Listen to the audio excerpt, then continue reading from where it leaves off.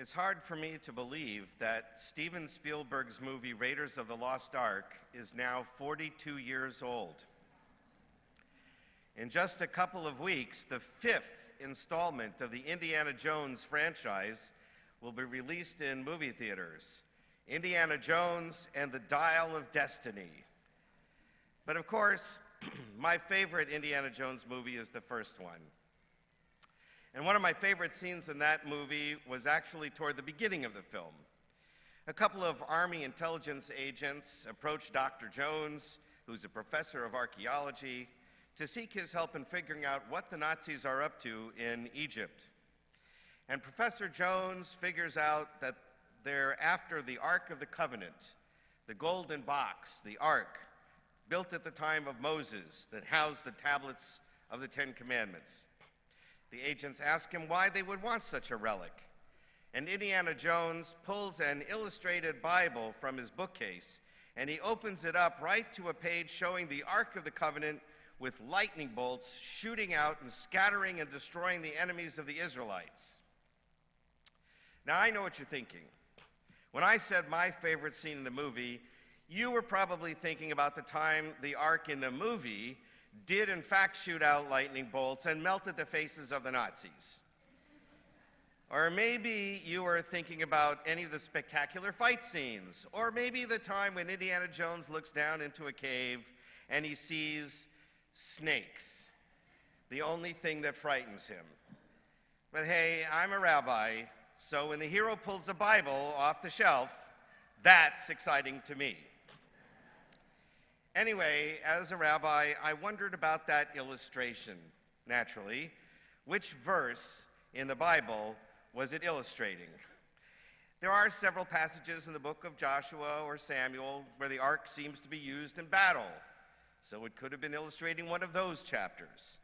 But I always thought it should be depicting two verses that are found in this morning's Torah portion. Two verses that are very familiar to us because we sing them every time we take the Torah scrolls out of our ark and when we put the scrolls back away again. The first verse we sing just as we open the curtains of the ark and as the scrolls are revealed inside, we sing, Vayehi ben Soah ha'aron vayomer Moshe. When the ark set out, Moses would say, Arise, Adonai, and may your enemies be scattered. May your foes flee before you.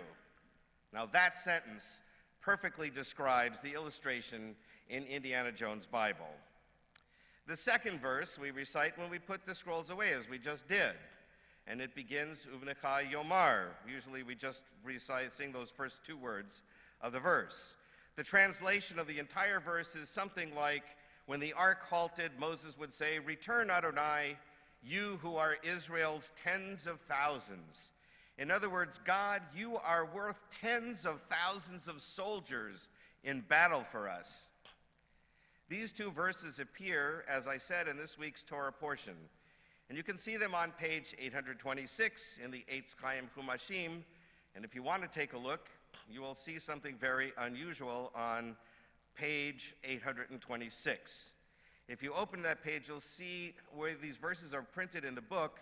And there's very peculiar Torah markings in the Torah scrolls that we read from, and these peculiar markings are recorded in our Chumashim.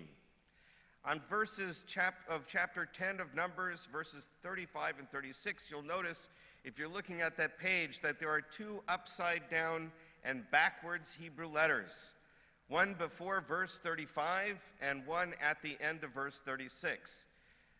They are both the Hebrew letter Nun. Naturally, there's a lot of commentaries trying to figure out what these peculiar nuns are doing in the text.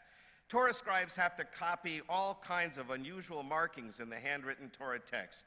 Sometimes a particular letter is supposed to be written particularly small. Other times the letters are supposed to be written unusually large. And sometimes you have to copy a set of dots over a collection of letters in the Torah scroll.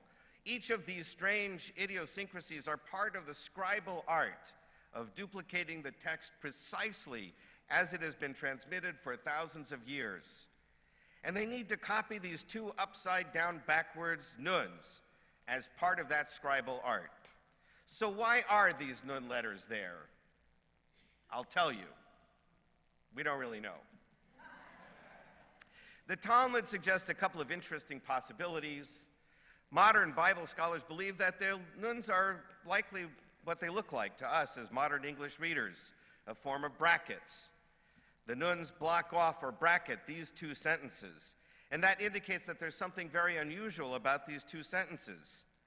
One intriguing possibility is that these verses actually belong somewhere else, but we're stuck here instead. And if you look, interestingly, a few chapters later in the book of Numbers, in the chapter 21, it mentions a book of the wars of the Lord. Unfortunately, we no longer have such a book. But perhaps these two verses in our Torah portion this morning were taken out of that book and stuck over here in our text. In any case, these verses indicate what Indiana Jones was trying to explain to the government agents. The ark could be a dangerous weapon. For our ancestors who wandered in a treacherous wilderness for 40 years and then went on to conquer the land of Israel, the ark was seen as a kind of divine, supernatural, lightning bolt shooting launcher that aided the Israelites in their very real battles with very real enemies. Sometimes one needs to go out to very real battles for self-preservation. But fortunately today, we're not often required to do that. So sometime later in the Middle Ages, these verses were transformed in meaning by using them to bracket our Torah service. Now, as we open our ark and cast our gaze on the Torah scrolls, we say the words that sound like a military call to arms. But we were not setting out on a military battle this morning. We were preparing to read God's word, God's instructions for us about how to live a good life. We were not speaking to the Ark of the Covenant, but rather to the Torah scrolls themselves as they came into view. Ismar Shorsh, the former chancellor of the Jewish Theological Seminary, suggested 3 ways that these verses have been transformed into a modern meaning for our time. First, by singing these verses, we associate the ark in Moses' time to our sanctuary's ark. Our ark is the most sacred space in the synagogue, and the synagogue is meant to substitute for the temple in Jerusalem where the original ark was stored. Despite the destruction of that temple and the loss of that ark and the tablets that it housed, a corner of holiness still remains for us, our own ark and our own Torah scrolls. These serve to represent the nearness of God in our lives and our community, just as the Ark of the Covenant represented God's presence in the camp of our ancestors. Secondly, God's presence is now being represented by the written word, the Torah. Nothing exceeds the sanctity of the Torah scroll.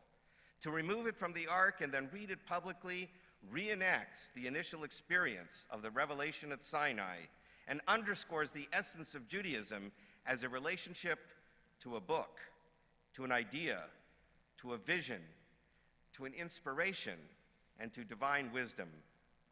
And finally, the appeal to God to assist us communally and personally is still relevant for us today.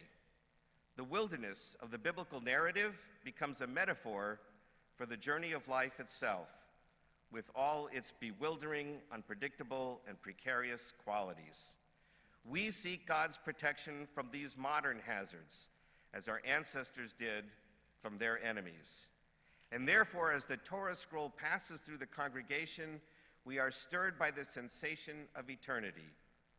Notice that as we put away the Torah, we also read 3 verses, or sang 3 verses from the book of Proverbs, which are found on page 184 of our Siddur Lev Shalem. These verses are as follows: Ki lekach tov natati lachem. I have given you a precious inheritance. Do not forsake my teaching. And then Eitz Chaim hi lamachazikim ba. It is a tree of life for those who hold fast to it. Those who hold on to it are blessed. And finally, Darcheha darchei noam. Its ways are pleasant, and all its paths are peace.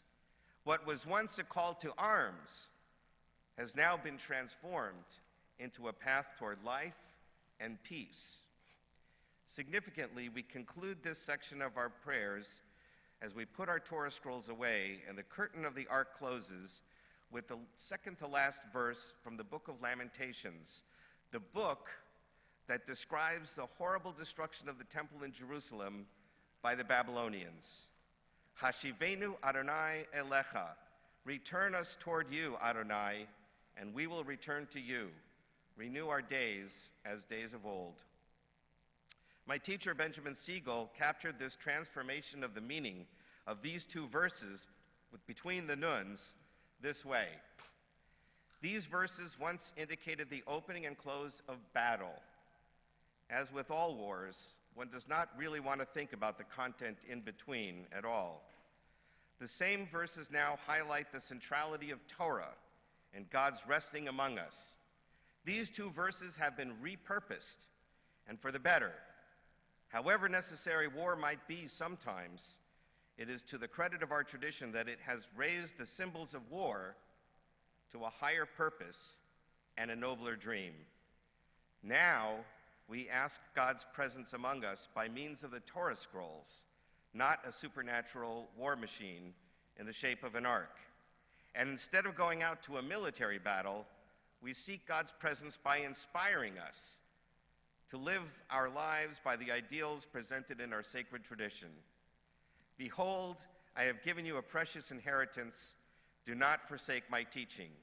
It's a tree of life for those who hold fast to it, and all who hold it are blessed. Its ways are pleasant, and all its paths are peace.